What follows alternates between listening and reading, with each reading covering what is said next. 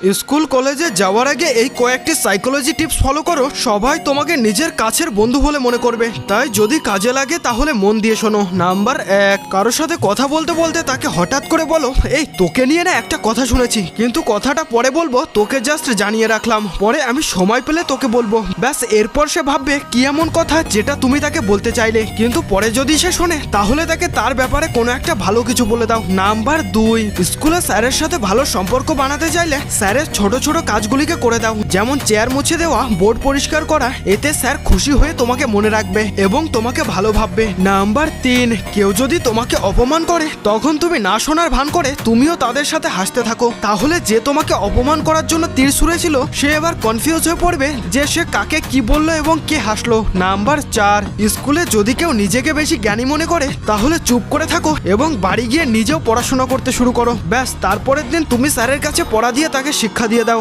জানি এটা করতে কষ্ট হবে, কিন্তু চেষ্টা করলে সব হয়। আর হ্যাঁ, ক্লাসরুমে তোমার রোল নাম্বার কত নিচে কমেন্ট করে বলে যেও।